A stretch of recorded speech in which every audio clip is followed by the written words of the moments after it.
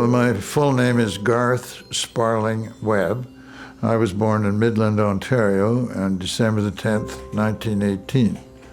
And very shortly after that, my family moved to Calgary. My dad was a school teacher, and I lived in Calgary. I grew up in Calgary. I was still in Calgary when I joined the Army. At the end of the school year, I went and joined, and I joined with the understanding that I was joining to be trained as an officer, and I went to Gordon Head and learned how to be an officer in Petawawa, and then overseas and reinforced the 14th Field Regiment.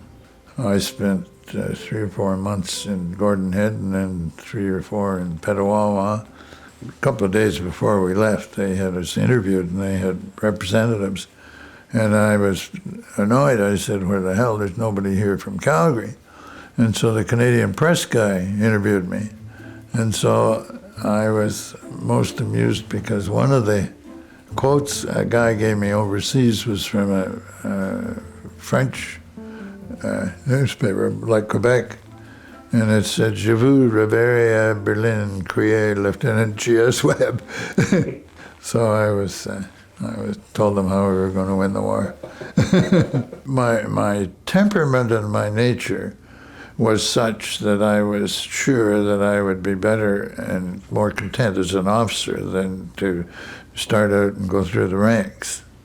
And so, with the opportunity through university, officer training to go that route, that was my plan, and there was no question, because I got in right away, and we went to Brockville, and a group of us were sent out to the west coast to Gordon Head. And we had a good time there too, learning to be officers. We had a lot of fun. We used to go to Vancouver every weekend and come back on the late ferry, just in time. Well, it gives you an idea of what condition we were in, because we'd browse in Vancouver on the weekend and get back there. First thing Monday morning, we practically had to run to get on parade, and then we had a draft, went overseas on the Queen Elizabeth. This is the whole pitch of our story in the Juno Beach Centre. I mean, the story we're trying to tell is exactly that, is how Canada became a nation because we all got together, like our little mess, and before we went on D-Day, we had 2 or 3 from Winnipeg. We had from across the country, And in the unit, we had everywhere. We do now, We have reunions there all across the country. And the whole story we're trying to tell is how when war was declared, we were guys in Calgary and guys in Vancouver and all that across the country, but not together. And by the end of the war, we all knew each other and we had come together and all that. We were keen, and then, of course, when we found out we were going to be involved in D-Day, we got pretty excited, and we were busy, learning these tracked vehicles, which we had never had, and how to drive them and how to waterproof them, and we were keen. We were down at the docks in Southampton, and we knew what was going on. There wasn't any reluctance. We were scheduled to go on a landing craft tank and to shoot these guns. I've always said it was the Grey Cup, the Stanley Cup, the World Series all played the same day. I'm not only there, but I'm playing. I think I was aware of the responsibility of the position, and I wanted to be good at it, and I got away with it. We were good. Of course, I've always said, when the war ended, the general attitude we had was that the British were best on defense and Americans were best on offense, and we were best on both.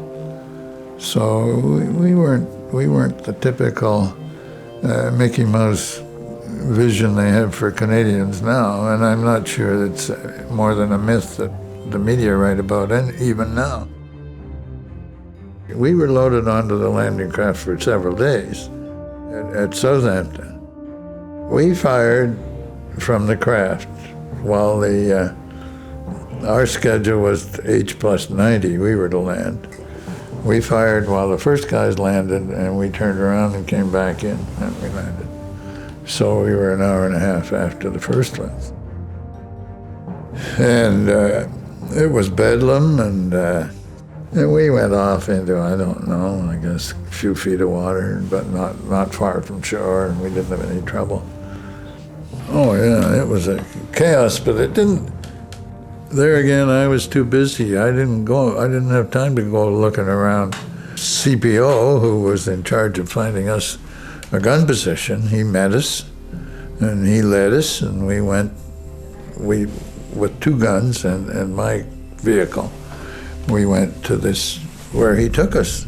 We were getting the line to give to the guns, to our 2 guns, and we were sort of lying around out in the field where they started blowing up the guns. And we had 4 sitting there, and the first 2 got hit. Obviously, there was an 88 out there somewhere, and the first gun we saw blew up, got hit. And then the second, and by the time they got to ours, which was the third of the 3 that got blown, our crew all got off. We carried all kinds of ammunition and everything for the infantry, because we're here we are, support. And so these damn things went up like you can't believe. And so those 2, all the guys on the crew were killed. Our crew by then got off, but this gun still got blown up. But this one, we backed it out and got away, and so it was pretty nerve-wracking. And then our vehicle and our 1 gun, we went and met our other guns back at the churchyard, from where we proceeded to go to a new gun position and get direction. John Leslie was he was our adjutant, and then they made him a troop commander just before D-Day, and he was out with the infantry. And anyway, his tank had 2 nets. It had the internal net for around there, and then the regimental net, so that we could hear him.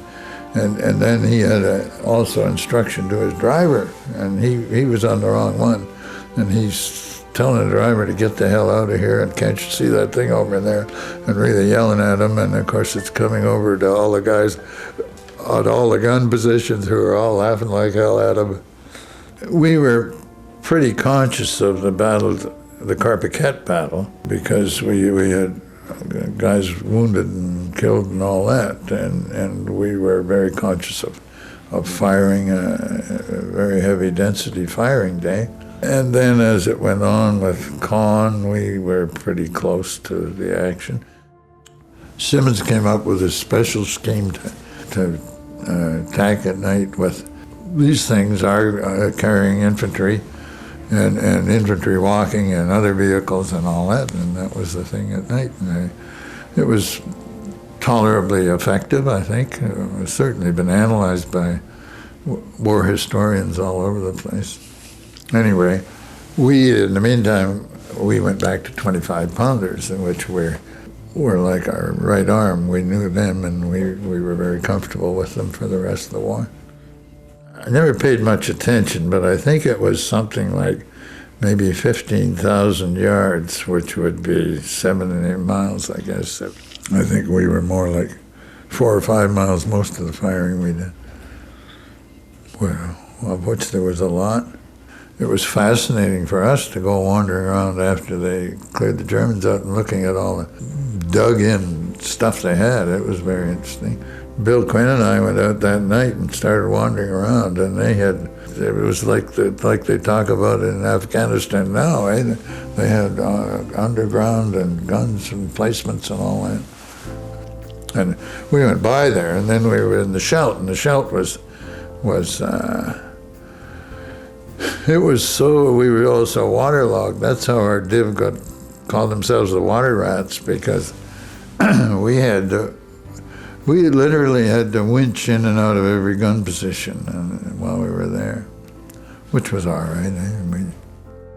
We had such a good time in London, for instance, and toured in bars and what. We met everybody. Eh? Like they always say, tonight we live because tomorrow we may die. Well, that was a known fact. We didn't know.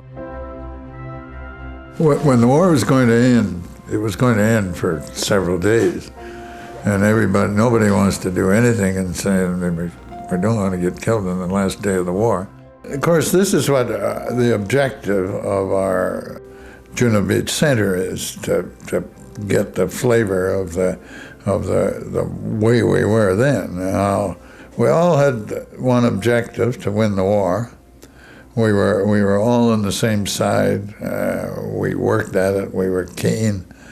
Everybody was of the same mind, and it was pretty simple, straightforward. We trusted each other. We liked each other. We were proud of our country, proud of the service we were in.